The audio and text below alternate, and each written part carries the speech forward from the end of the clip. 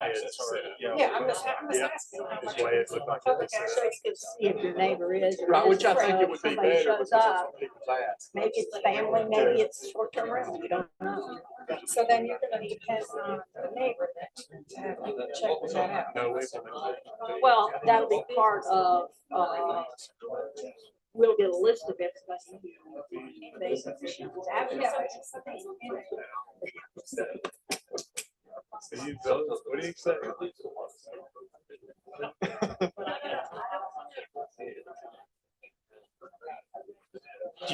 Does that thing always run, or do you have to replace it? Like how do you pick it? But on it, you gotta go like this, or is it just like, so it's happening, Okay. We're ready? Because if you ever forget. Sorry, just on the cover.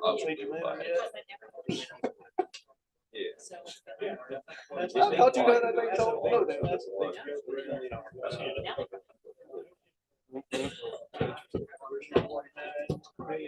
Well, thanks for what you do. Yeah. I don't know what I would do in that situation. Like I don't know how I would handle that. But I take somebody with me. Yeah. The first time I did that, I was by myself and I said. Did you call for backup? So. Exactly.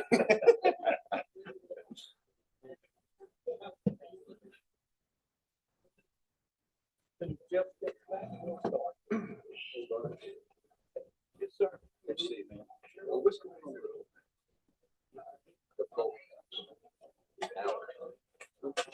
Yeah, I did.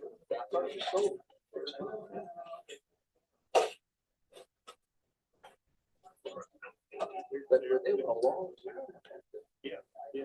I mean, I was contingency that we're trying to sell the house.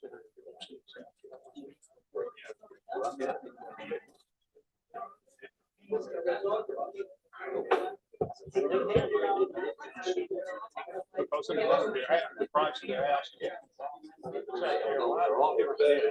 Hey, Rebecca. I don't think how it's gonna deal with the agents. Rebecca.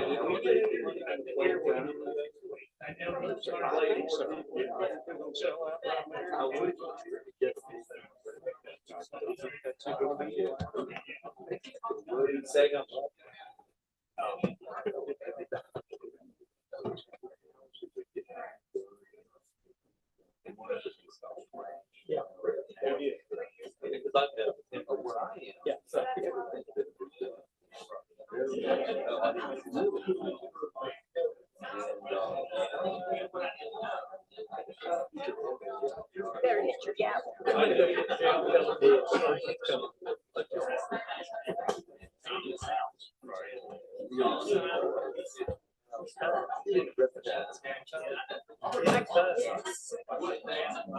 I won't be here any longer now. Okay.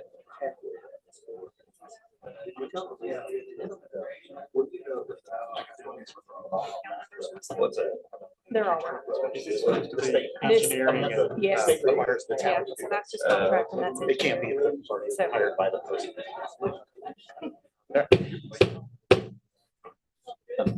Let me call to order the meeting of the Town Board of Commissioners for May 16th, 2024.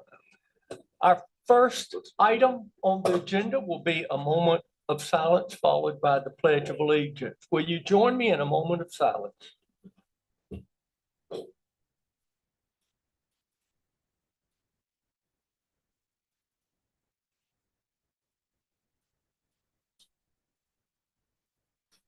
Thank you.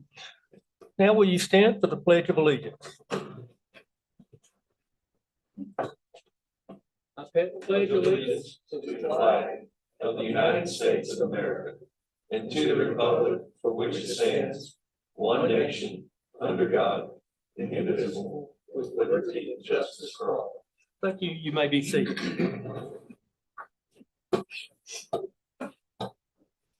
Our next item, number 3, is a statement of conflict of interest. I call attention to our commissioners. If there's any conflict on any item that we'll be covering tonight, you should declare that. And then number 4, the public comment period. If anyone now would like to come and make a public comment, I'd invite you to come to our table and microphone and state your name, and we will be ready for public comment.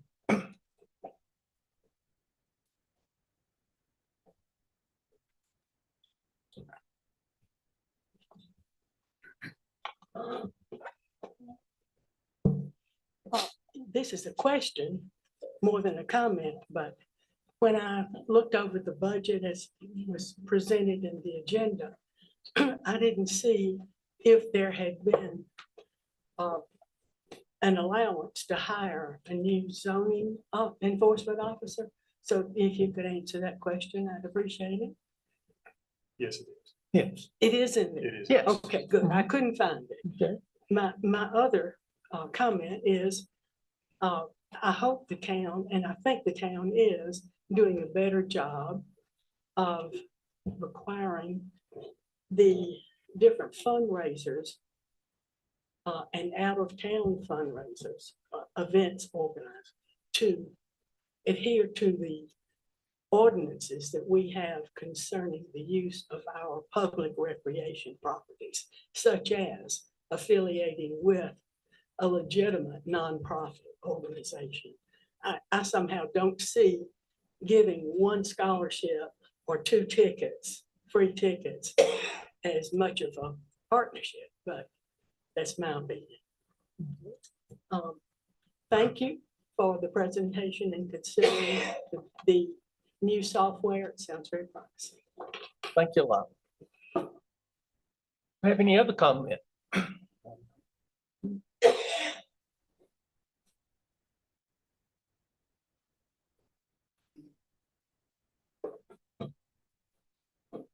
Good evening, Tom Coley here.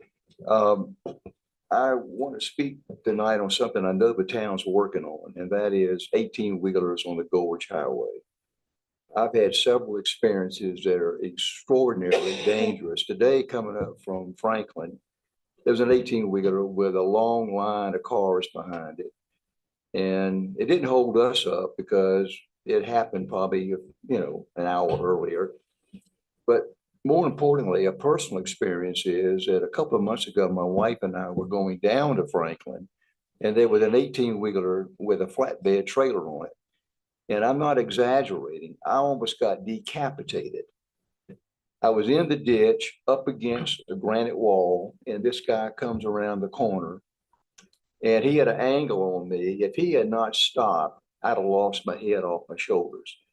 I mean, it is extraordinarily dangerous, and I know this commission knows that, and I know you're working on it, but I just want to reinforce the fact that truckers are still doing it, and it's still incredibly dangerous. Thank you for your work. Tom, can I answer your question? Yes.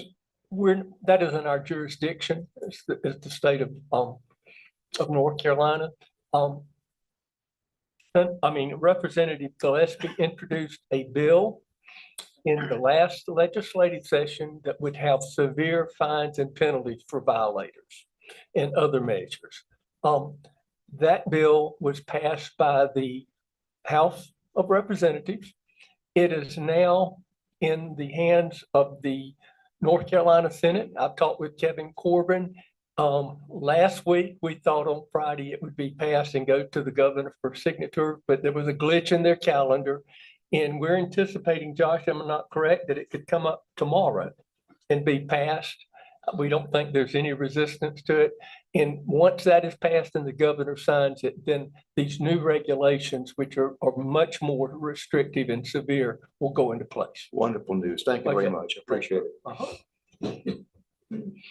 Any other public comment?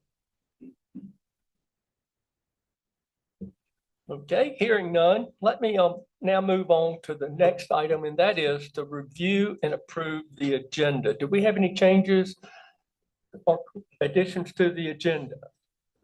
Motion to approve is presented. Second. Second. All in favor, please signify by raising your hand and saying aye. Aye. Thank you. Okay. The next item would be the approval of the April 11th special meeting minutes. Do we have any changes or corrections to those minutes? Would they be approved? Okay, Second. very good. All in favor, please raise your hand, signify by saying aye. Thank you. And then we have the approval of the April 18th regular meeting minutes. Any corrections, clarifications to those minutes? Motion to approve. Second, okay. All in favor, please raise your hand, signify by saying aye. Thank you. All right, the next item will be reports, starting with the mayor. I know there's a lot of concern in the community concerning our local pharmacy, not only in Highlands, but in Cashiers and throughout really the whole state and nation. And the problem is that some of the bigger drug providers, insurance companies, they reimburse the larger chain drugstores that do volume at a different rate than the little local pharmacies. And there's a real concern that without a change in reimbursement, these pharmacies won't be able to stay in business. So there is a bill before the North Carolina Senate. I've talked with Kevin Corbin's office about it. It's HB 246, which would require equal reimbursement or level the playing field for the smaller pharmacies if it's passed. It passed the House in the previous session and it was unanimous. And we're encouraging, or I've been encouraging Senator Corbin to take the lead in the Senate and make sure this legislation gets approved. I know that Sherry Sims at our Highlands Pharmacy has a petition that she encourages people, customers and people to come by and sign. And also I encourage any citizen that's concerned about having access to a pharmacy here at the local level to please contact Kevin Corbin's office and encourage the passage of this bill, House Bill 246. Other thing I'd like to do, we had a wonderful honors day at the Highland School on Monday, where all the seniors who had applied for a town scholarship received their scholarship.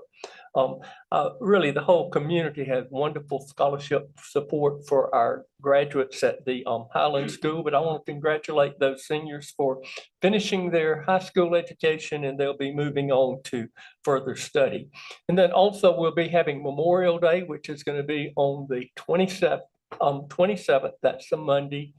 And as always, the American Legion puts on a Memorial Day service at the Veterans Park, which is right next to the police station. I'll be participating in that service along with our police chief, Andrea Holland.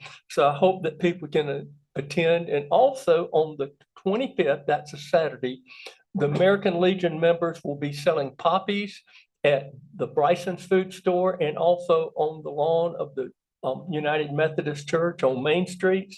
I would encourage anyone to go and honor this traditional Memorial Day in buying a poppy, because it goes to very important American Legion programs such as mental health for veterans. So that is my report. I will now turn it over to the commissioners for any updates or reports they might have. Yeah, I've just got two. One is the fundraising for the playgrounds begun. Jeff and I've met with a number of people in the community, and that's just going to continue to ramp up. And if anybody has any interest in learning more about the playground, we'd be happy to show you. And we've got all kinds of pictures and everything else. So the other thing I wanted to let the board know is that 2 weeks ago, I participated.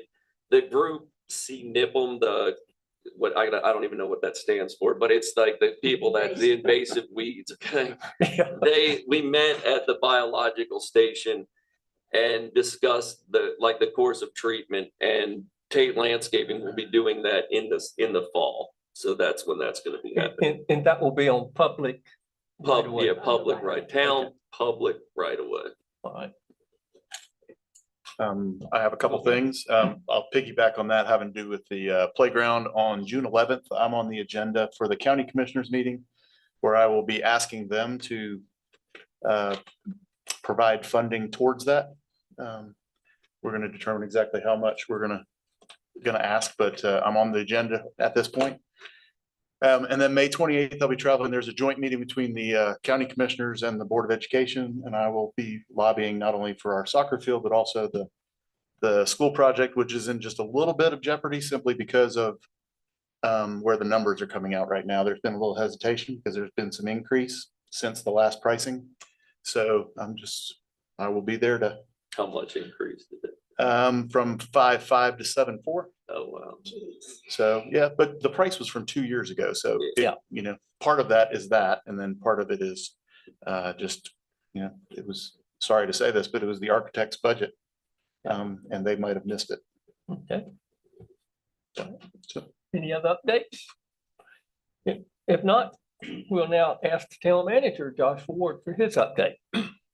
well, if any of you have been by Second Street where we're doing the culvert project, Lamar's design, Stillwell installation, it turned out great. So we're waiting on pavement. Hopefully that'll be done next week. The concern was the transition into the parking lot there, the old Wharf construction property, but it turned out really good. We've got plenty of culverts there for the water to flow during a storm, so shouldn't be the flooding that we've had in the past. Little Bear Pen, we've almost got all of the rods drilled in. The weather's held them up a little bit. They're going to be filling in and building the wall and gunite the wall. Hopefully be finished the end of next week. Then we got guardrail coming in the week after that, and then we have to get it paved before we release any cars on that. It's the cracks are beginning to get a little bit bigger, so I want to make sure we get the pavement on there first. So probably looking at another 3 weeks, Lamar, roughly, before we can turn traffic on it. But we've done a lot of work up there. It's interesting to see, actually. 189 drills on the main part and 111 drills, I think, on the upper part. So, interesting.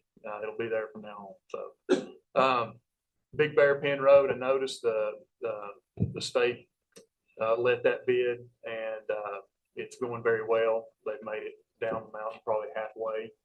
If they keep on at that rate, it looks like they're going to be done, you know, rather quickly. So, and they're keeping a lane of traffic open as well. The way they're coming down that side of the road, they're working in a lane, keeping a lane open. So it's moving along rather quickly. Monday, May 27th, town hall will be closed for Memorial Day. But again, a reminder, trash will be picked up that day. Okay, thank you. All right, our next item is the consent agenda. Do we have any questions about the consent agenda packet?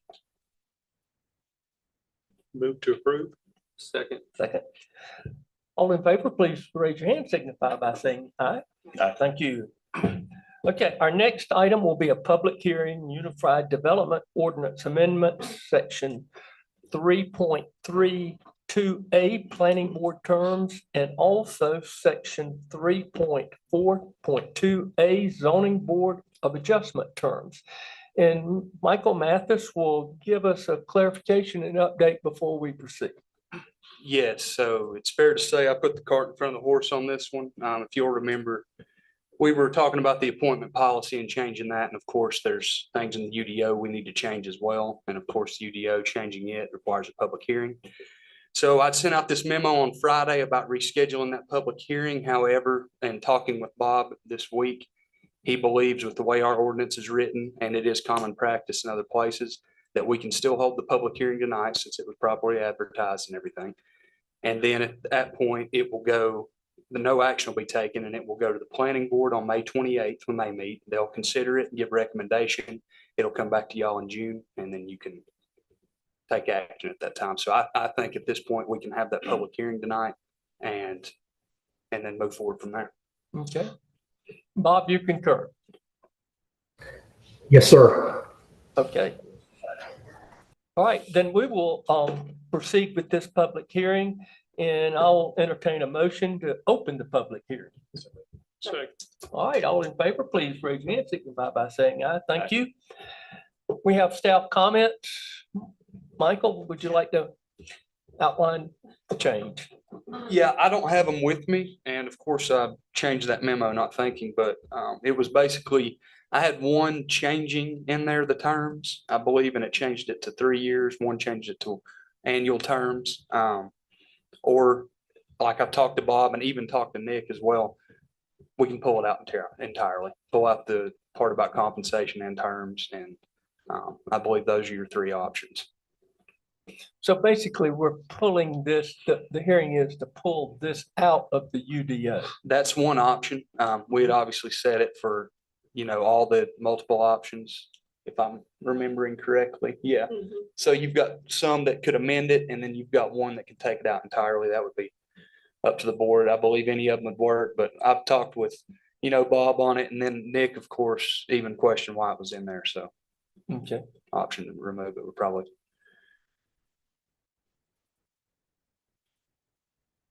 But yeah, that's all I have for staff Okay. comment on that. All right, thank you. Now we will open the floor for public comment. If anyone would like to come forward to the table and make a public comment, the floor is now open.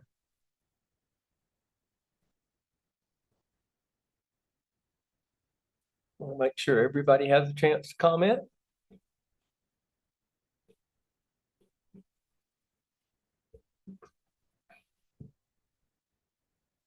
As the mayor, I'm determining that there are no comments to be made concerning this issue. So I would entertain a motion now to close the public hearing. Second.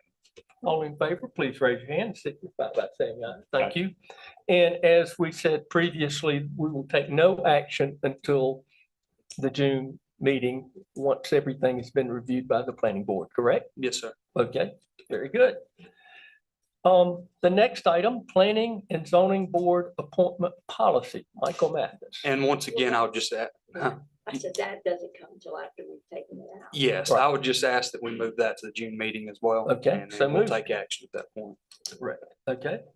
Our next item, number 11, Cameron Pruitt Chidsey subdivision preliminary / final plat, Michael Mathis.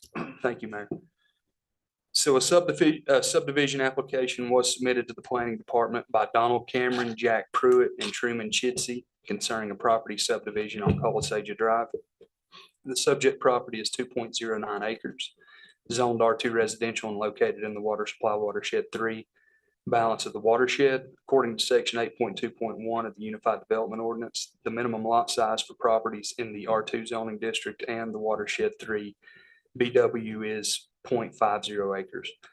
According to the preliminary and final plat prepared by L. Stephen Foster and Associates.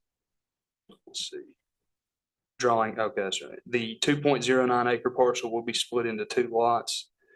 Tract 3A will be 0.70 acres. Tract 3B will also be 0.70 acres.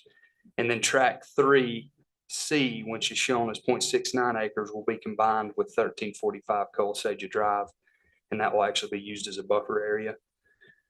Your application includes a letter from Lamar Nix, Town of Highlands Public Works Director, regarding the utilities, and the planning board reviewed this application in April and recommended approval. The recommendation tonight is to approve the preliminary and final plat as submitted. And I do actually have the applicants in the crowd tonight, if you have any questions for them. Okay. Any questions? I've got a couple of questions.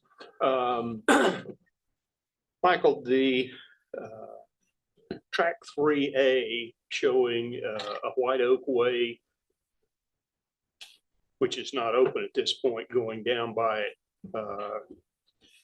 Do we have any assurance that that will not be accessed for that track? I will actually ask the applicants to come up and answer that question, if you wouldn't mind.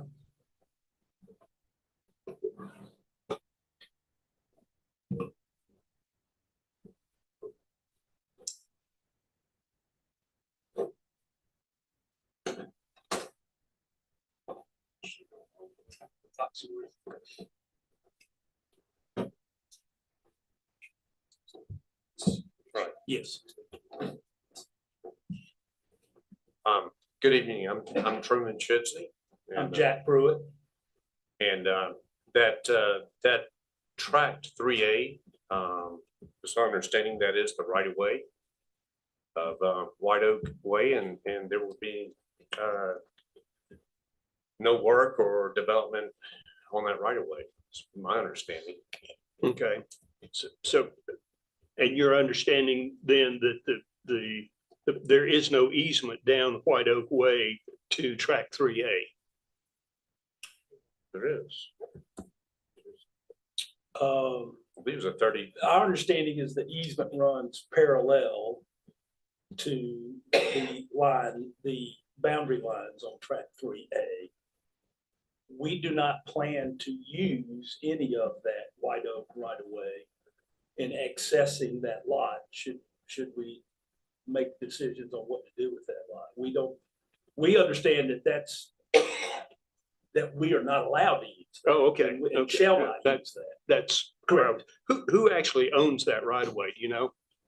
Who owns the dirt under the? I do I not. don't know. I would thought the town of Highlands too.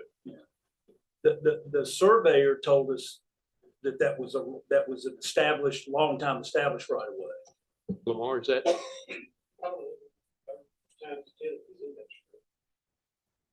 Yes. So the town has a right of way, but there's technically maybe no road? I can't say that there's. But there's a borderline.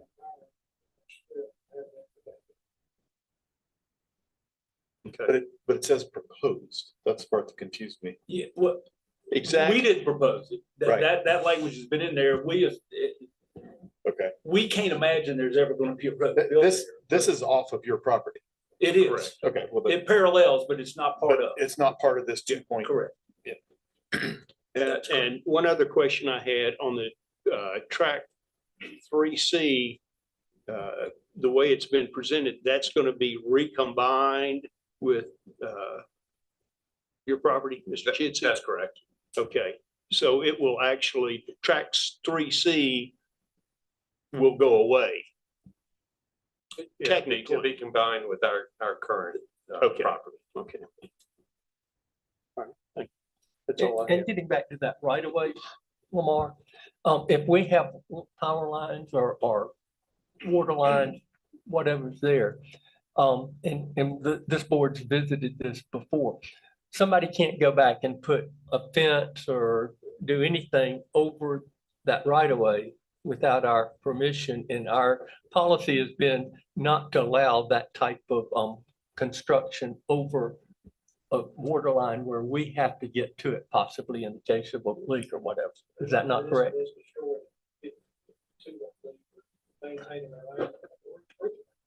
Yeah, okay. But again, it's not part of their No. petition. So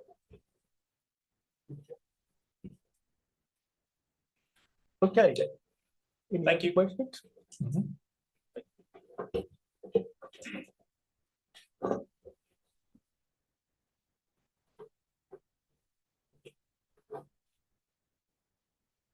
Any more information, Michael? That's all I have. Okay, I would then entertain a motion for approval. I make a motion to approve. Second, as presented. Second, all in favor, please raise your hand, signify by saying aye. Thank you very much. Thank you. Thank you. Item number 12, short-term rental legislative update discussion. Commissioner Steeler, I know you asked for us to discuss this. So we will have this discussion at this time. Yeah, so we've been kind of under the impression that the short-term rental issue at the state level has not made much progress, I guess, as far as legislation goes. What started off, I guess, is like heavy-handed legislation that was appeared to be written by Airbnb or one of those short-term rental companies. Has the legislators are now understanding that this is more of a complex issue, and that that there most likely wouldn't be any kind of legislation passed this session, which we're under the impression ends the beginning of July. But then Gibby received a newsletter, and I guess that's kind of what I'd like from Bob, is to get clarification on the newsletter that came from the North Carolina Clerks Association. So Bob, I assume you've seen this? Yes, I have. And what is your analysis? What is your analysis of that? Yeah. Well, so I don't have any inside information about what may or may not happen this short session. You'll recall that with regard to the outstanding lawsuit, the Huff lawsuit, a year and a half or so ago, we entered into a one-year stay on the expectation that there might be legislation in the long session. And it would be good to see if that in fact played out. Well, as you know, there were a couple of bills introduced, but none of them moved and there was no action. Before the short session, actually, I think because our stay agreement ran through either September 30th or October the 1st. And as it was coming up last year, I had conversations with lobbyists with the League of Municipalities who said, yeah, that there's distinct possibility that something would happen in a short session. The attorney for the plaintiffs in the Huff case, after I told him that, said he was hearing the same thing. So we thought, as that first year stay came to an end, we thought that there was still a decent chance that we would see something in the short session. More recently, about 2 months ago, I was informed by the league that it doesn't look like anything was going to happen in this short session. I've not seen any bill move. As I understand it, they're hoping to wrap up the short session in about 2 months, a month and a half to 2 months. And of course, once they adjourn, we'll know whether they took action or not. Currently, the stay runs through, again, I can't remember if it's October 1st or September 30th. I would not recommend, since that's just not that far away, and for a bunch of reasons, we talked about that lawsuit in closed session. I gave you my legal opinion regarding it on several occasions. So I can't tell you if something's going to happen this session or not. I just don't know. Okay. Well, I think one thing that, and I'd like to open this up for discussion, one thing that I personally would like to see, because this is obviously going to be an ongoing discussion as we get further along here, is I'd like to see a draft of a potential amortization provision that we could look at in the coming months so all the options are on the table. So I guess I'll leave that up to other board members and get your opinion on that. If that's appropriate to do that now, to at least get that verbiage. Again, so we have that in front of us. But basically what we do know is this bill has not been pulled. No, that bill, I think is Senate Bill 667. Right. It's still, I mean, it may not be moving at the moment, but it's still an active proposed bill. Correct, Bob? Well, so when bills are introduced, they really aren't killed in the sense that they no longer exist as a bill. It still exists as a bill, and it's all the bills that are introduced get referred to a committee. And a lot of times in recent years, they go to a rules committee where it's just kind of held until, or less than until, folks who have the ability to actually move bills and make progress decide to move it. So it was referred to committee, sitting in committee. People will often say, you'll hear people say that bill is dead. What that means, it's an interpretation that there's not an expectation that it's going to move. That's the best way I can answer it. I'll also point out that the way it works is when they adjourn the short session, they adjourn something called sine die, which is a complete adjournment of the 2-year legislative session. And then, of course, there's an election in November, and there'll be a new members in the House and Senate sworn in January, and they're starting from scratch. Now, at that point, everything from before is in fact dead. None of those bills, once they adjourn sine die, are eligible. So any legislation after this short session would have to be introduced as a new bill. And of course, any member has the authority to introduce legislation. But with 170, I believe, total members in the two chambers, there's a lot of bills that get introduced and the vast majority of them don't see the light of day.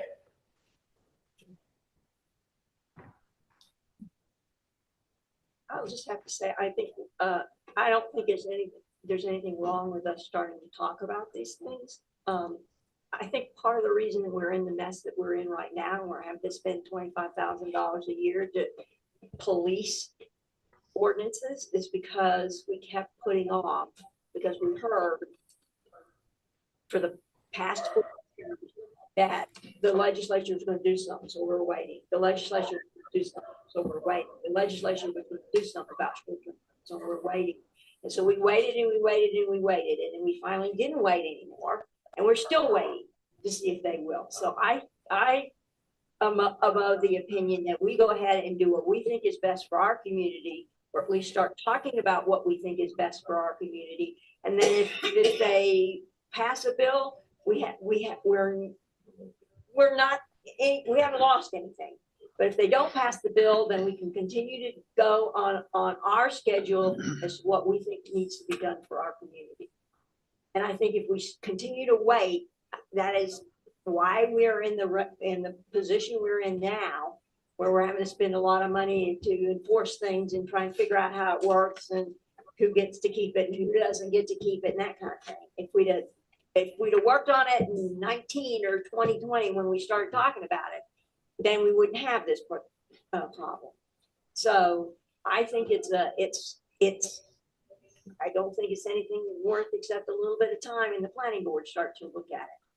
You know, we actually have verbiage that was done by, I think was written by Chad when we first started this. So we pulled that from the original one so that we could get this thing stopped and not have to talk about it a whole lot more.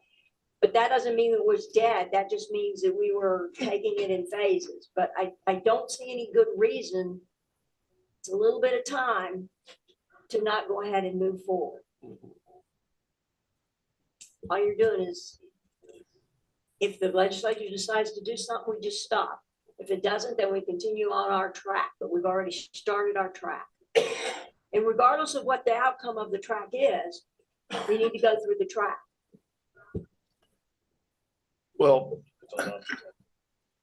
What was that, Eric? I'm So sorry. it puts all options out there. So. Yeah.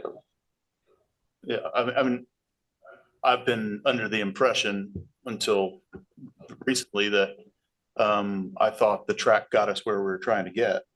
And if we're talking about spending $25,000 to police something, or the police is the wrong term, but monitor something, we've already discussed, we're spending $50,000 to $60,000 on trash cans. So I'm talking, let's be real about the numbers. In my opinion, $25,000 is a lot of money, but I'm not in favor of continuing to push this train down that track.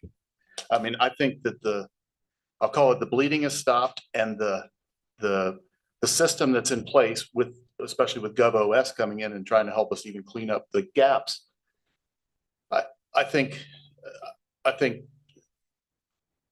cooler heads have prevailed, in my own opinion, just mine.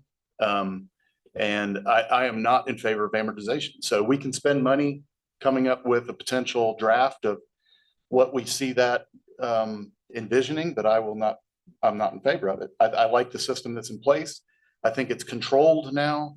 I think that through GovOS, we can improve the control, we can improve the complaints and the community involvement, but I'm not in favor of going down that road personally. But Let me say, I'm not opposed to looking at the language and everything for amortization and moving down the road to some degree, but I think as a board, the decision will have to be made, and Bob can weigh in on this too, is if we were to do amortization, how much court costs are we going to incur versus the potential for being able to defend and win that those lawsuits and uphold that decision. It is to me kind of like a poker game, and what are your hands and what are the odds of being successful? We can have maybe Bob can respond to this now, or we can have this conversation, at a later date. Well, I don't think there's any question if we go through with amortization, you're gonna have a lawsuit. I don't Yes. think there's any question of that. I think the discussion is what is best for the town of Highlands and the citizens of the town of Highlands. When we actually have a class of properties that are privileged, that have potentials that the neighboring property does not have. We have elevated their property value and devalued the neighboring property because we have non-conforming uses in residential areas where the legislature can say all they want to that we're not allowed to call them commercial, but that's exactly what they are. Even Hilton Head calls them commercial. That is what they are. So I think that is worth the discussion of not how much we're going to spend on a lawsuit or not spend on a lawsuit or even on enforcement or anything else. It's what is best for the town of Highlands and the citizens, that they are all treated equally and fairly. Okay. And that there is some place in this world that you can have a traditional neighborhood. Agreed, but we'll also say though, the house I've been living in, the property line goes from and I realize there's other parties that came involved in this, but property line on one side of the line is WS3 BW area, and then the property where I live goes to critical area. So my property is not worth what the one is next door because of how much ground I can cover. So there's other disparities in the community. I mean, I'm just saying, I don't know who made the decision that property line, why don't go to the other side? I'm just saying. Because that's a water supply watershed decision. Well, yeah, but I can't imagine it's. I mean, that has a I'm just- logical reason for that decision. Right. That there's a reason that it is best for the citizens to have that water supply watershed protected. And the way they do that is with boundaries. My only point was the fact that there is disparities within their own communities. That's just one small example. Always will be. Yeah, I was Disparities within a neighborhood is something entirely different. not doing anything to me was not the right decision. Doing what you all did over the past few years, kind of stopped it, controlled it, got us down to about 9% of the homes are on a short-term rental market, according to Granicus, and I'm sure GovS will get us in that similar range.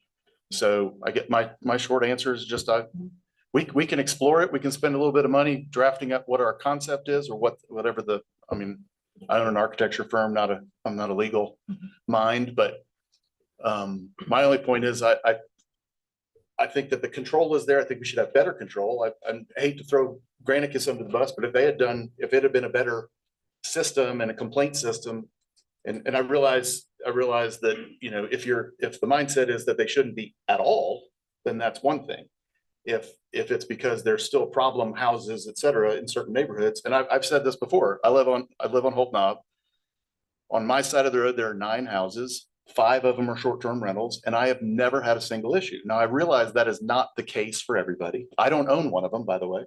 The house I live in has not been a short-term rental and cannot be one. The immediate next door neighbor on one side can't either. Other side is constantly.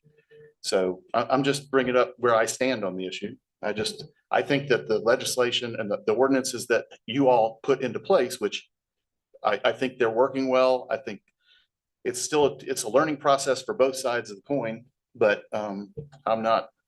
that's just where I stand. I mean, it's just my feeling. That's just one of the 5. So Mayor, I'm glad we're having this discussion and review. I think it's important, and I'll just throw out this as a hypothetical too. If we went with amortization, there'd be a period of time where people could recoup their possible investment in preparing their homes for short-term use. And that would maybe be several years. I'm just looking at the trend with what we know now, which we didn't know 2 years ago, that we have stopped the bleeding. And I suspect over the next 3 to 5 years that use, if people do not continue to use the short-term rentals for 12 months, that use is discontinued. So I see a trend of not expanding of short-term rentals, but a diminishing of short-term rentals. And I think that's something that we'll have to look at. Well, I'm just asking for us to draft something that we have in front of us. Okay. So we're not making a decision tonight, but I'd like to see something in front of us. I think that's reasonable. I would agree with Commissioner Steeler. I think certainly 25,000 is not change, but if that's what it costs to give us some options on the table and move in a direction. At this point, we are in limbo as far as I'm concerned. Because when you say the 25,000, are you referring to the software? Yes. Well, you're going to need that anyway, because there's going to be an amortization period if that were to happen. So you need that anyway. It's gonna be a year process. Several years probably. Yeah. So anyway, I'm with you. Yeah. I think we like I said, what we have is not really an ordinance. It's a group of homes that we've thrown into a non-conforming use scenario. And at that point, that could be discontinued at any given point. But I think if we're going to do that, then we need to know what the next step is after that. So I think at this point, it certainly would not hurt at all to have some language, have some kind of something to look at for a step, whether or not the legislature does anything.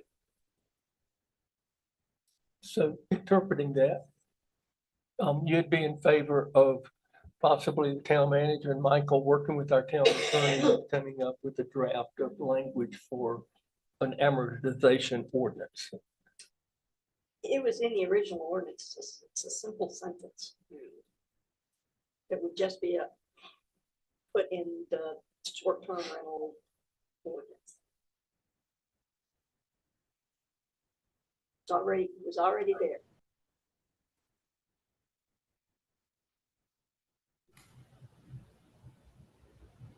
And I think what I heard Bob start to say that, and I don't think he finished his sentence or his thought. I think it would be imprudent of us to do anything until the short session is over, and we know for an absolute fact that nothing's going to be done. Bob, would you like to weigh in? Yeah, so drafting the actual language is not going to take much time. You're right, earlier versions had it in there. We'll have to dust it off and go look at it. And certainly if you give us this direction, Josh, Michael, and I can do that relatively easily. What I would point out to you as you think about this is, just to be clear, it will require an amendment to the UDO, which means if you want to move forward with this, we'll have to go through the notice, public hearing, planning board review, and then your decision process. So it is, even adding amortization is an amendment to the UDO that requires that process. The second thing, and it was mentioned before, I would want to give some thought and talk with Josh and Michael about, and I can't remember what was on the table before, but how long of a period to provide. We've discussed this, and I've given you some of my legal advice in closed session. I want to be careful in what I say publicly. But when you were considering this the last time, the town received a letter from an organization called the Institute for Justice, which is a public interest law firm operating across the country. They are the ones who stepped in and successfully challenged what Wilmington did in the Court of Appeals. I have no doubt, and this isn't, I'm just putting this out there for a factor for you to consider, because I think you need to consider it. I'm not telling you it's not a reason not to do it, but I have no doubt that if you do amortization, and I think you all already know this, 99.9% chance that there's a lawsuit. And the lawsuit is not going to be resolved in 6 months. It's not going to be resolved in a year, probably 2 to 3 years. So if we're going to do this, it wouldn't make sense to me to have an amortization period shorter than how long the litigation is going to last, because while the litigation is going on, even if we ultimately prevail, while the litigation is pending, they're going to continue to operate, right? So one of the things, if we go down this road that you all will need to decide, and I'll have some thoughts and recommendations down the road, is what time period should you put on amortization? And how does that line up with how long we think the litigation will last? The other thing, there's no magic number for what's an amortization period. Courts have talked about it as a mitigating factor such that amortization does not constitute a constitutional taking of property. But one of the things that courts look at is the length of time related to what kind of investments. One of you made reference to that. What kind of investment was made, and it's sort of designed to create an opportunity to recoup that investment. So we'll have to give thought to what's an appropriate time for amortization. So I'm rambling a little bit, but if you all give the manager direction to work with Michael and me, we can come up with language relatively easily and bring that back to you. But there's sort of these bigger questions of timing, how long, and then are you all prepared to live with the litigation that I'm confident will be coming? And you have to be prepared to consider the consequences if we lose the litigation, because it is not a slam dunk by any means. Well, this is the wording that was in the original one, and this was under short-term rentals, 6.5.18. This was B. Notwithstanding anything in this UDO, short-term rentals are permitted as a non-conforming use in R1 and R2 zoning districts until September 2020 blank. At which time the property will, in R1 and R2 districts, as short-term rentals shall immediately cease. So the language, the phrase, the B, the section, it's already been done. So it's not like we're reinventing the wheel. Okay, we can decide, take a debate at the next meeting, send it to the planning board. By the time the planning board gets it back, we're going to know what the legislature's already done. Or not done.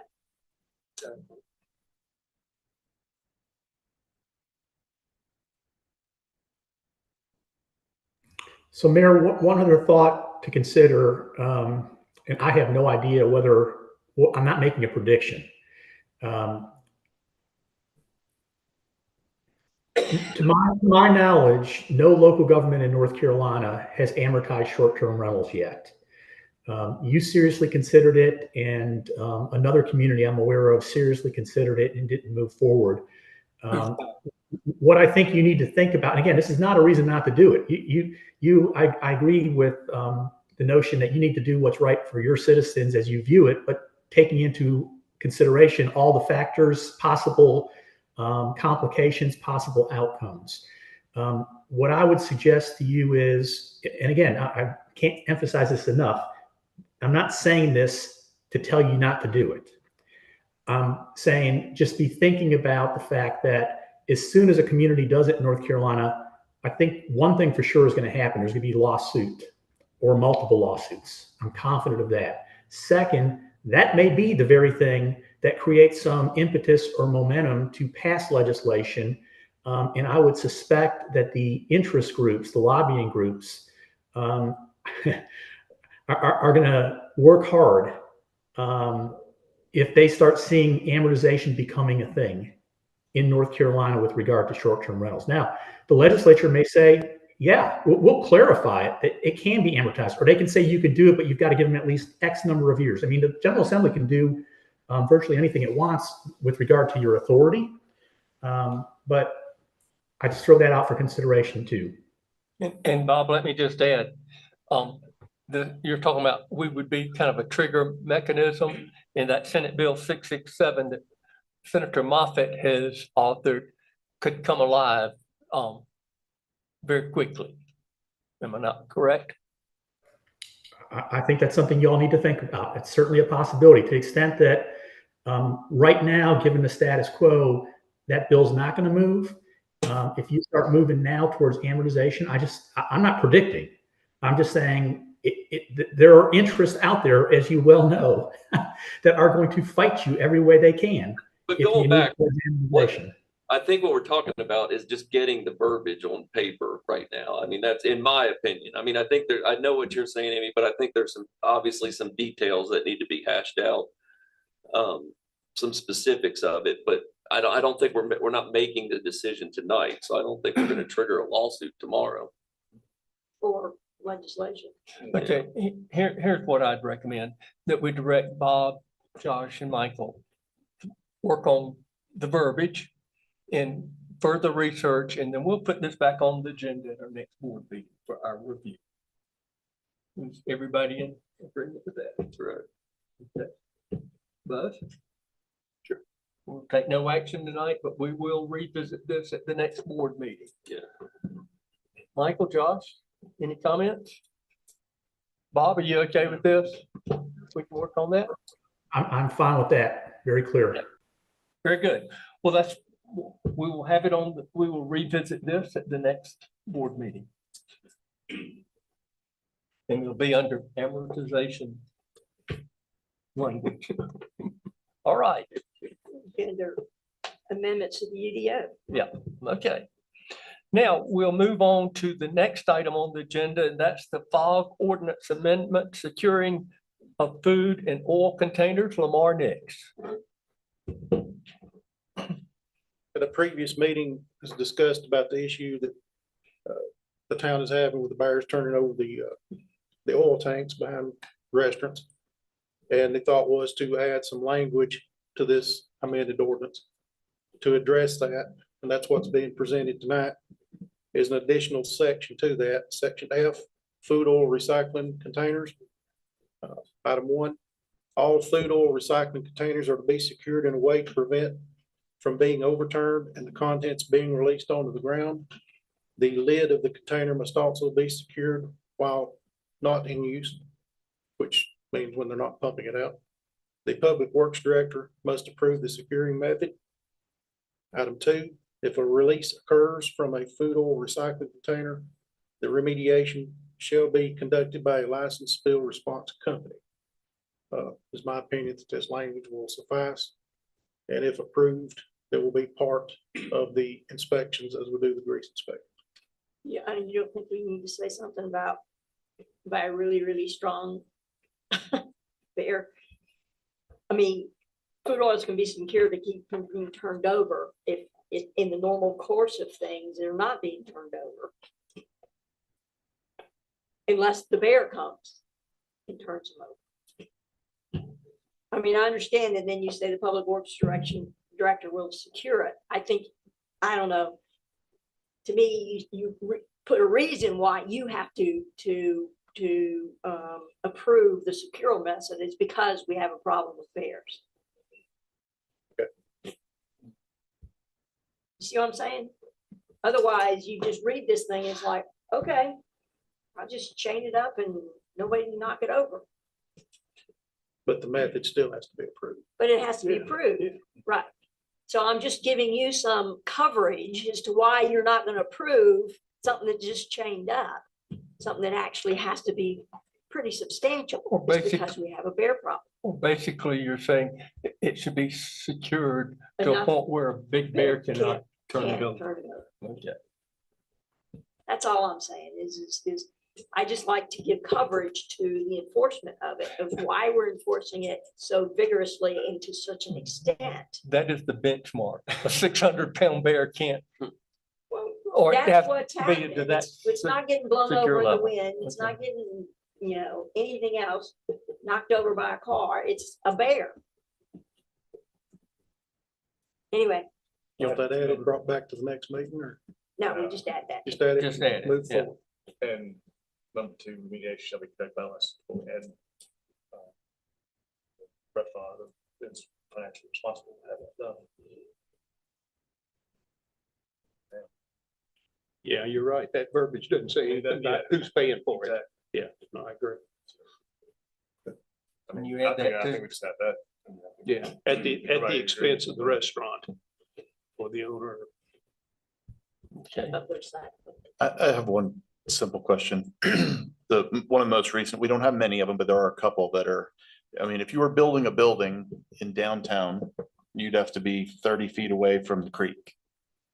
But the instance where this kind of really got prompted was when we had a spill that almost got into the water supply. And I don't know of a single property where this would be an instant where you couldn't move it further away from that water supply. So my point is, I mean, right now that one's about 20 feet from it, but if you built a building, you'd have to be 30 feet from it. So this is a hazardous item. Maybe a question for another day. This is a good start, but I mean, is there not, should we not cover that it should be further from the water supply? I mean, and I don't know what that would be. I don't know what the dimension is. I'm just saying. You also get into the issues of the proximity of the storm drain. And if you keep Correct. digging, you can come up with something else and something else. It almost gets to the point, if you want to get into the nuts and bolts of it, you can almost make them build an enclosure with its own self-containment, as if it were a diesel tank. Right. You know, Or a chemical you can just tank keep or going anything. and keep going and keep going. Yeah. I'm just the instant, and I'm not picking on anybody, but it's right next to the creek. Because I know one of the ones that got turned over was relatively close to a storm drain, which is the same as being next to the creek. I just Exactly. think ends Exactly. up the same place. Same place. And in some cases, you might not be able to be that far away. So I guess, okay, That's true. yeah, you may not be able to get further away. So that might not be a major think- point, but An adequate securement to the earth is the most important thing for the tank itself. Right. But then you get into the lid, because I noticed a lot of the lids were not secured off. And all they had to do is flip it off. And this addresses both of those concerns. It does, with a little bit of additional language as to why we're doing it, and then at whose expense the cleanup is. And whose fault it's gonna be if the security is not good enough. Fine. Some of them are already secured. So we're not taking the blame for them. Well, I will observe this. You can have very good security, like securing the top of a dumpster, and you think it will hold, but you never know what happens with a determined bear. No. Yeah. I feel for the ones that listen to me. Okay, So you want a motion to approve the new language? with including the recommendations, The cost of the cleanup cleanup and and the description of the bear. right description of why we need to do it. Yeah, right. I'll move that. Okay. We have a second. Any further discussion? Hearing none. I have a question. If there's repeated fails, is there any fine to be given to these establishments? I think that's already addressed in its previous Yeah, parts of the ordinance. Pardon me? It's already addressed in the ordinance prior to this additional. Okay. okay. All right, hearing no other questions, all in favor, please signify by raising your hand, saying aye. Aye. Thank you. Thank you, Lamar. Our next item is Mountaintop Rotary Club pickleball tournament request. Mr. Bill Kirkland, thank you for being patient and waiting on us Yes, with thank this long you. agenda. No, thank you for listening to us. So I'm president of the Mountaintop Rotary Club. We are interested in having another fundraiser and think that a pickleball tournament would be really great for that as well as for the town. And we'd like to use the facilities here at the rec park. We are going to lead it. We will staff it. We are also hiring a professional organization who has done this more than 60 tournaments annually. So very knowledgeable. And so they will provide some staff as well. They will advertise it. We will also be advertising it. And we expect probably about a good mix of local as well as out of town participants. How many days is it? It'll be, right now, it's planned for September 21st and the 22nd, so it's 2 days. 2 days. Yes. it was just a work session. Any other questions of Bill? Hearing none, I'll entertain a motion to approve. I'll make a motion to approve the Mountaintop Rotary Pickleball Tournament. Second. All in favor, please raise your hand, signify by saying aye. Thank you, Bill. Thank you very much. Our next item will be pickleball tournament policy, left and orange.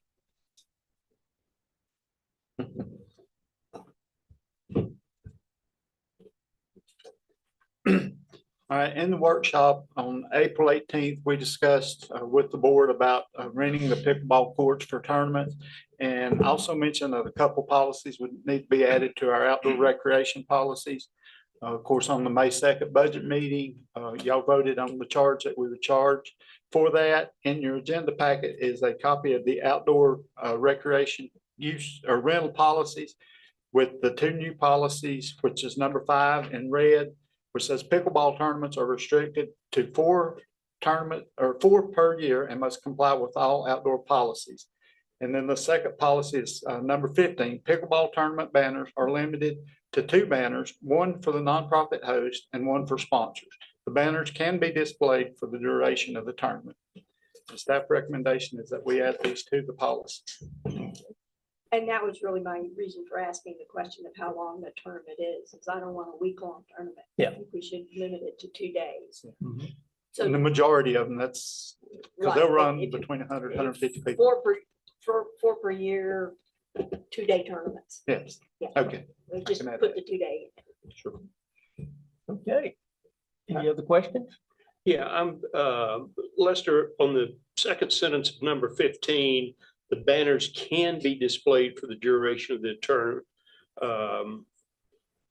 Would you have a problem with the banners can only be displayed during the duration of the tournament? Sure. Yeah, I mean, And I that was don't know if implied, that's but what yeah, was that's what, meant, that's what. but you know, the can be is not a definitive. And it didn't say, you know, that they couldn't place a banner 2 weeks ahead of time. Yeah, and I was In that actually verbiage. thinking maybe you would allow them to put a banner a day before. And that's up, I think that's up for discussion. I just think the verbiage, that second sentence, banners can be displayed. Do we only want it during the tournament, or do you want them to have it a day before, or a week before, or whatever?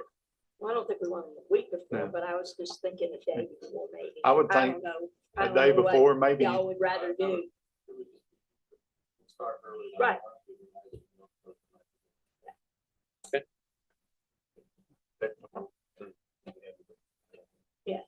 Through the end of the tournament. And the reason I did that is because you don't want them to go off and leave it and then it'd be up for 2 or 3 days. Correct. So you would add, So would you say then that the banners can be displayed, Can be, starting 24 hours prior to and for the duration of the tournament? Okay.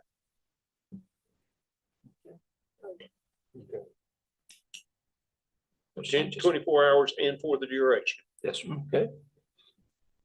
You've got that down. I have a motion to approve with the changes in the verbiage. So moved. Second. Okay. All in favor, please raise your hand, signify by saying aye. Thank you very much. Thank you, Lester. Item 16, final budget financial matters, and that will be Rebecca Schuler.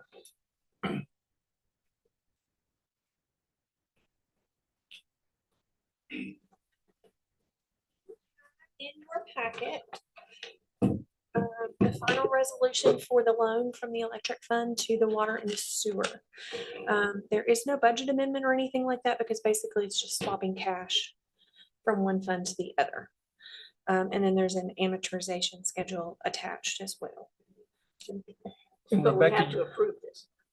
You, we have to approve the resolution. yes, we have to approve the resolution. And we should do each one of these separately.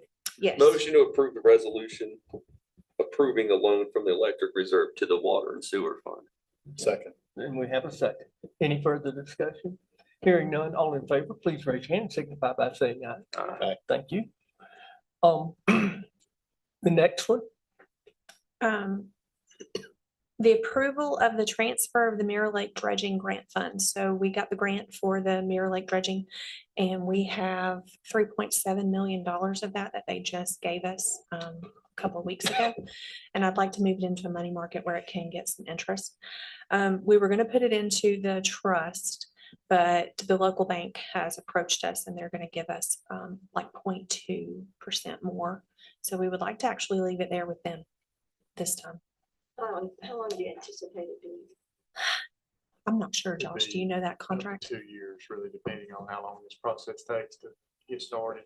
But when we have a draw for a contractor, we can take that money out Yes, at any time. yes, Very it'll be easier to transfer than from the trust, actually. Okay. So those will be readily available funds, Yes, just like the capital management Yes. trust. yes. Okay. Any indication on the rest of the funding? I think it's quarterly with those quarterly reports, but I'm not 100% sure. I'd have to ask him again. So the rest will be. Yeah. corporate. So this grant has been totally different. Josh and I have been talking about this. It's totally different than any of the other ones that we have currently, because nobody else has given us that money up front like this. So we just got that all up front, and it's random. I do have to do quarterly reports to the state, but it was just totally different than any of the We others. wish everything. I would be wish like this, everything was this- Because we don't yes. have to worry about pulling a reserve No. money and paying and then waiting for reimbursement. No, exactly. Yeah. Exactly. Okay. So I just need you guys to make a motion that we can transfer that money to a money market. So I'll make motion. Second. Second. Okay, all in favor, please raise your hand, signify by saying aye. Thank you. All right, And this one I'm gonna pass off to Josh because I don't know much about this contract other than you have it in your packet and McGill is going to do the engineering for us. So we went through an RFQ process. McGill was selected. Lamar, myself, and members from the Mirror Lake, Lake Restoration Committee met with McGill to give kind of a background of what the association had done, and phase one and when it would start down there, which hopefully will be starting this summer, funded by the association. So after a very good meeting with them, McGill came back and said, here's where we need to start. Step one, phase one of the engineering needs to start with some background and historical data that we need to gather. And that's what you have in front of you tonight. This is basically to get them going to gather the data that they need so that they can give us a proposal for phase two, which will be more design survey work. okay. So this is the $32,000 you said that the Mirror Lake Association is going to pay for? No, they're covering phase one, which is basically what they have already designed, and they have contracted with a company to come in this summer and start. They've almost got their permits. So this 32,000 will be for phase 2, 3, and a possible 4. McGill again has to catch up on where we discussed what they've done. Now they have to go back and actually gather some data and do some additional work to get to the point where they need to be to go to phase 2 and start design and So give we're us an already idea done of. phase one. Correct. Got Right. it. The association is going forward with phase 1, and it looks like will be started this summer sometime, once they get their permits. Mhm. And they're funding that with the money they've raised over the last couple of years. So when I read this, it sounded like they could do it from 30 days to notice to proceed, so they don't have to have phase 1 completed before the field does what they need for the 32,000. Perfect. Okay. Going on simultaneously. Yeah. So I have you on a motion to Yes. approve this Mhm. contract with McGill? Correct. So moved. Second. Okay, all in favor, please raise your hand, signify by saying aye. Thank you. All right, and then item 4. The last one is a budget amendment to change the the cedar shakes over at the community building. When they got into there, they realized that they are rotten. And it also includes a $3,000 play area in case they get those off and the boards underneath are rotten as well. And that'll take all the shakes completely off that building. Yes. It'll be the same shingles that's on the rest of the building. If you remember, about 6 years ago, we had to re-roof, take the skylights out, and we shingled it with like the weathered wood shingles. Right. This will, and we left the shakes because they were still in pretty good shape then, but they're they're deteriorating and they need to come off before we end up having a leak and have to go in there and tear a wall out or something. And this is kind of the last step to that whole building being remodeled. So there's also the $3,000 is just an allowance. Yes. So if there's no problems, that's not paid. Correct. Yeah, the Is quote that was- enough of an allowance? That just seems a little low. They mentioned that that should cover it 20%, 2,800, so we went and made it 3,000. They feel like going inside, looking at the boards, they feel like nothing's wrong, but you don't know till you take those shingles off and in the tar paper. So Those shakes have outlived their life. how long have they been on there? Do we know? Since I've lived here, for sure. Yeah. What? So whenever the Chain pump, did it, yeah. Well, you don't want to say shingles really. It's a long time ago. Josh, are we still on schedule pretty much that this work will be Yes, the completed? construction is going well. Lester, you want to give an update? I think they're putting railing up on the. Railing's pretty much up on the outside. They will paint up there today, on Tuesday, and have the tile down before the, almost finished the winter. And it's just ready to start the tile.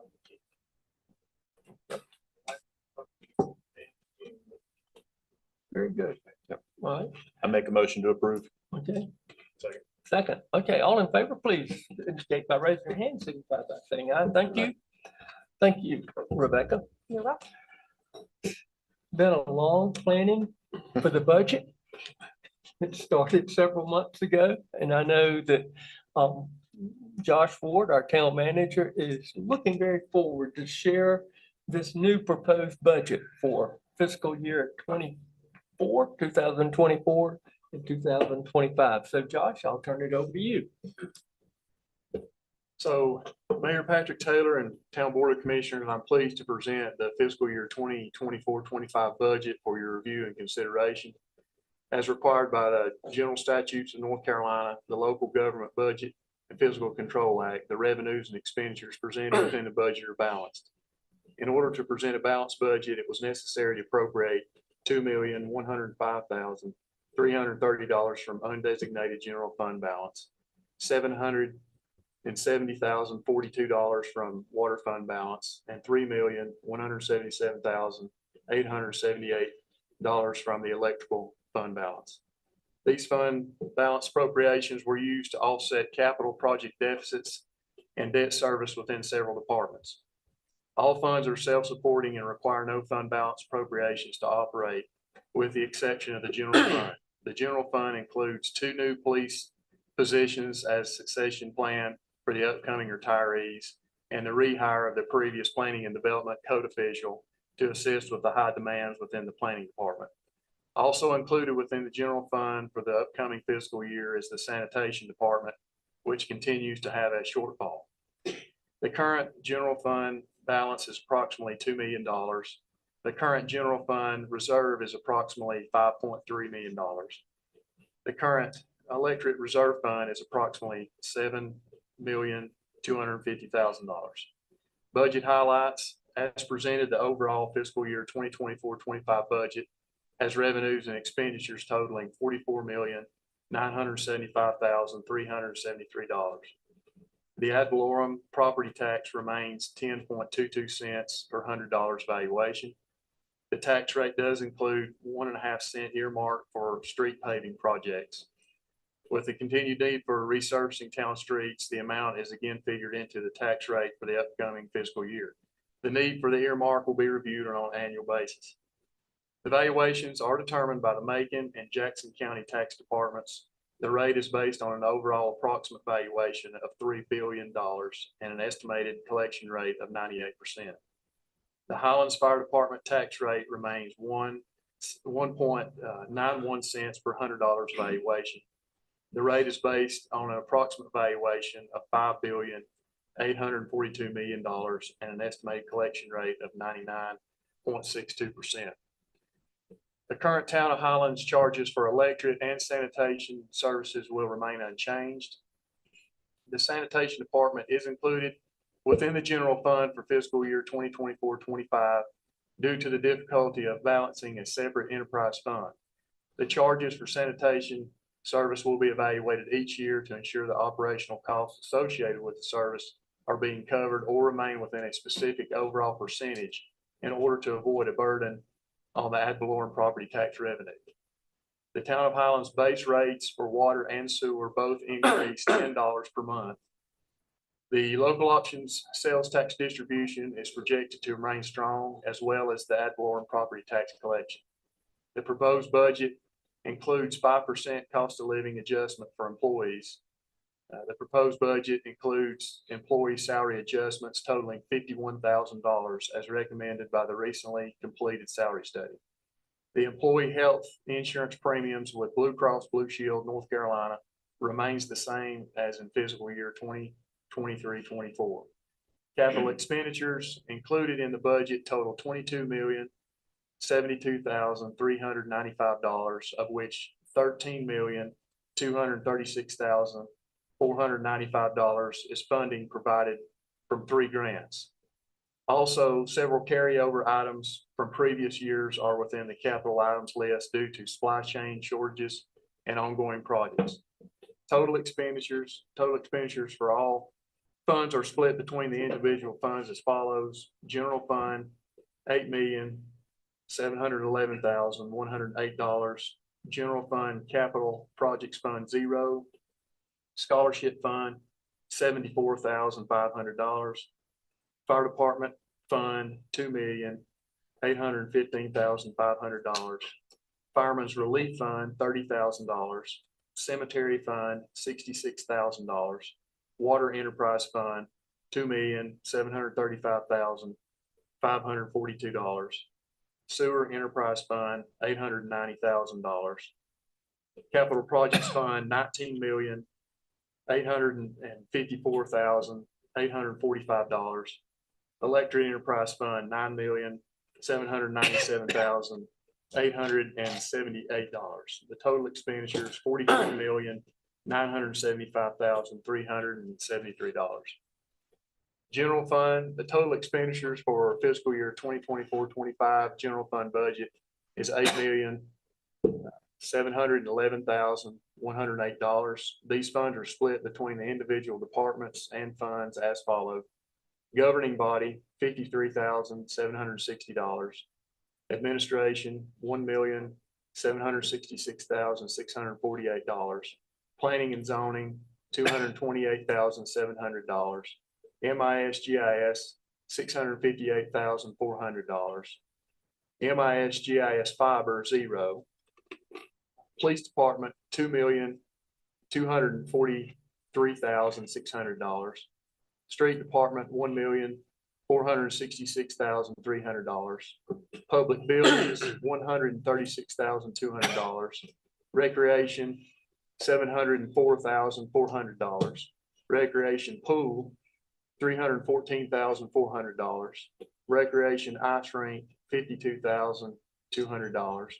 Sanitation department, $1,086,500. Total expenditure again is $8,711,108. Enterprise funds, the town of Highlands operates the following enterprise funds: water, sewer, and electric. The water fund, the total expenditures for fiscal year 24-25 water enterprise fund are $2,735,542. Total capital within the water enterprise fund is $85,300, which includes water treatment plant pressure wash and paint, water treatment plant tank cleanings, and 2 pump rebuilds. The town of Highlands base water rates are increased $10 per month. The sewer fund, total expenditures for fiscal year 2024 and 25 sewer enterprise fund are $890,000.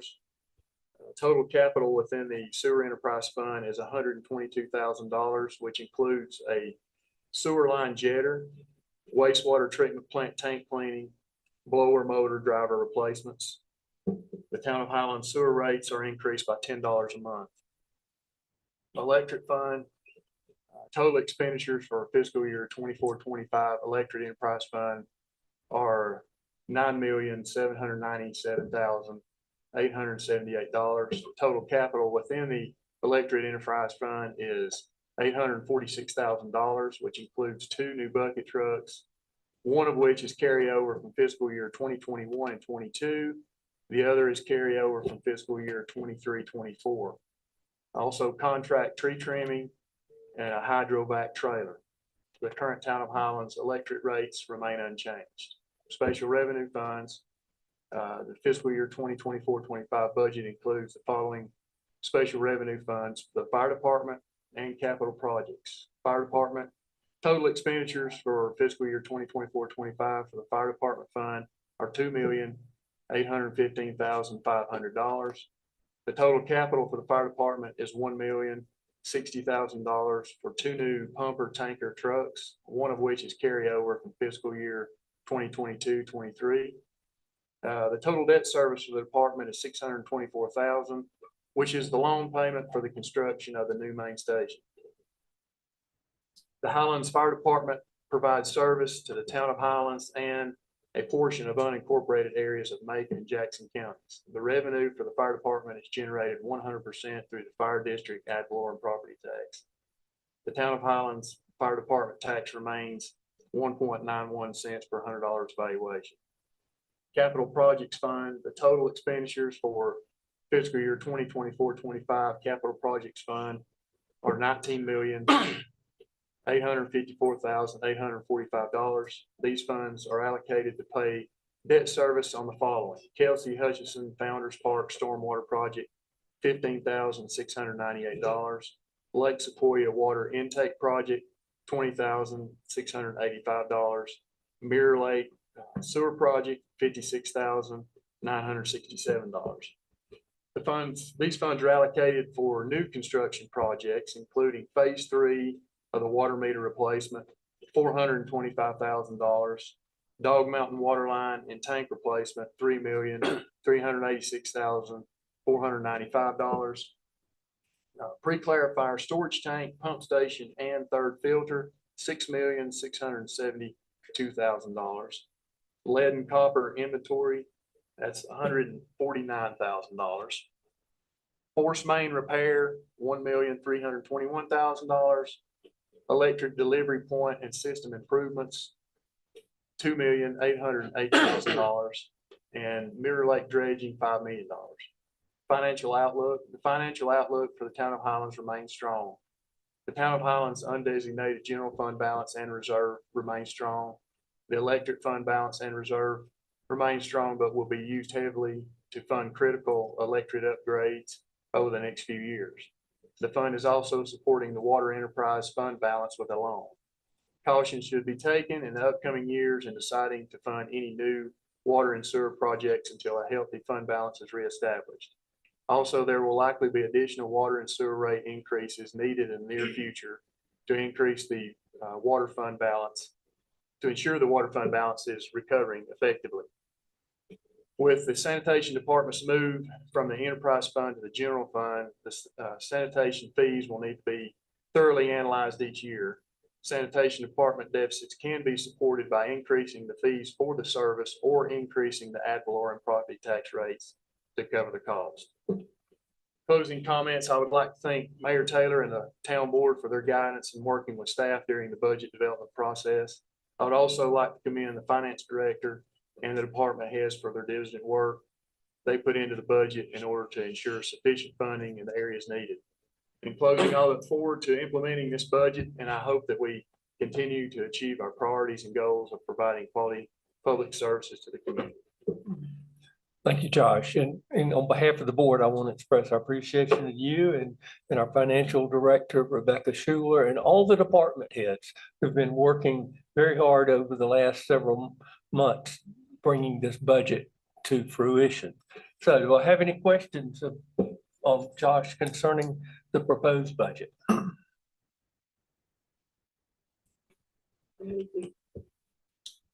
Call for public hearing. Call for public hearing at the next regularly scheduled board. Okay, board meeting. second. Any further discussion? All in favor, please signify by raising your hand, saying aye. Aye. Thank you. We'll have that hearing. All right. It's been a long board meeting, but we're at item number 18, and that is adjournment. Do I have a motion to adjourn? So moved. All in favor? We are adjourned. Thank you.